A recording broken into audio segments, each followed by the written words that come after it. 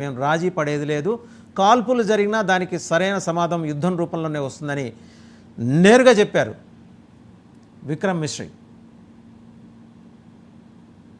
నమస్తే వాసు గారు, 99 టీవీ ప్రేక్షకులకి, తోటి ప్యానలిస్టులకు అందరికీ కూడా హృదయపూర్వక నమస్కారాలు.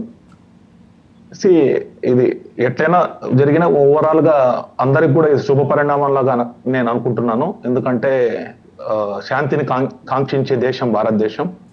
సో మధ్యలో అమెరికా ఇప్పుడు వాళ్ళ దిగి వచ్చారు.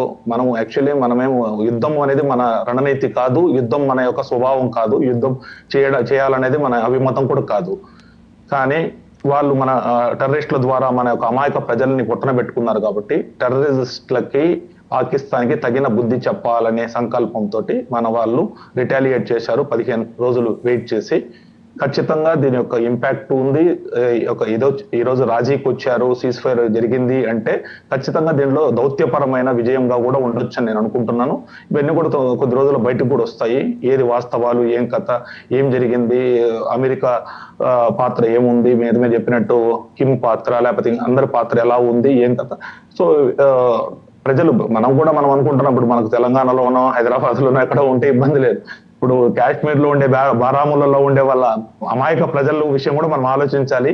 ఒక గవర్నమెంట్ గా, హెడ్ ఆఫ్ ద గవర్నమెంట్ గా ఖచ్చితంగా వాళ్ళు ఆ విధమైన ఆలోచనలతోటి అమాయక ప్రజలు కూడా ఇబ్బంది పడచ్చు అనే ఉద్దేశంతో, ఒక విశాల దృక్పథంతో, ఏదో వెంజెన్స్ గానో లేకపోతే ఒక ఇదిలాగా మనం చిన్నపిల్లలు ఇది ఉంటుంది కదా, అలా కాకుండా ఒక దౌత్యపరంగా ఒక పెద్దన్న పాత్రలో మోదీ గారు కావచ్చు లేకపోతే ఎంటైర్ గవర్నమెంట్ వాళ్ళై తగ్గి వచ్చి, వాళ్ళు రాజీకి వచ్చి లోపల ఏమేమి జరిగినా కూడా అల్టిమేట్ గా వాళ్ళకు ఇమీడియట్ గా 2-3 రోజుల్లోనే వాళ్ళ రాజీకి వచ్చే లెవెల్లో మనము రియాక్ట్ అయినాం. కాబట్టే మనం స్టార్ట్ చేసిన 2-3 రోజులే కదా అయింది.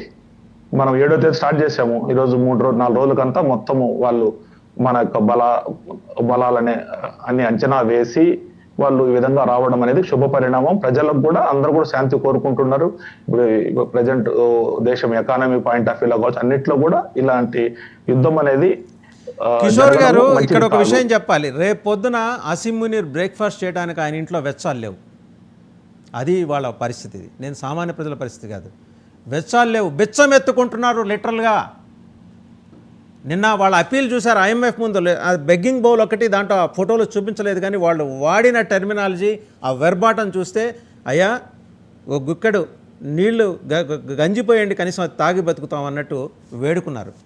వాళ్ళ సిగ్గులేనితనానికి ఆ ప్రజలు అమాయక పౌర సమాజం బలైంది. కిషోర్ గారు, వాస్తవం అండి. ఖచ్చితంగా మీరు చెప్పిందంతా 100% నేను ఏకీభవిస్తాను. పాకిస్తాన్ ఆల్రెడీ ఎలాంటి దయనీయమైన పరిస్థితిలో ఉంది. అక్కడ ఒక నిత్యావసర వస్తువులు ఏ ధరల్లో ఉన్నాయని అందరూ తెలుసు మనకి. ఈ యుద్ధం కారణంగా వారి పరిస్థితి ఇంకా ఘోరమైంది. ప్రపంచ దేశాల మధ్య కూడా వాళ్ళు ఎక్స్పోజ్ అయ్యారు. సో ఇదంతా కూడా వాళ్ళ యొక్క డొల్లతనము, మేబీ మెచ్యూరిటీయా, లేకపోతే వాళ్ళ యొక్క దీన్ని అంటే టెర్రరిజము లేకపోతే అరాచకత్వమే వాళ్ళ యొక్క అజెండా. కాబట్టి దాంతోనే మేము కాసులు సంపాదించుకుంటాము. ఎందుకంటే స్ట్రాటజికల్ గా అమెరికా కానీ చైనా కూడా వాళ్ళని బాగా వాడుకున్నారు. అన్ని విషయాలుగా వాళ్ళకి డబ్బులు ఇచ్చి వాళ్ళని పెంచి పోషించినారు ఇట్లాంటి విషయాలలో కూడా. కాబట్టి ఖచ్చితంగా వాళ్ళు ఇదే మాకు ఈ సబ్జెక్టే తెలుసు.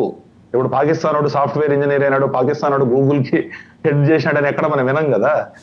కాబట్టి మేము పాకిస్తాన్ వాడు అంతర్జాతీయ టెర్రరిస్ట్ గా ఉగ్రవాది అని ఒక పేరు ఉంది. ఎవరికన్నా ఉందా?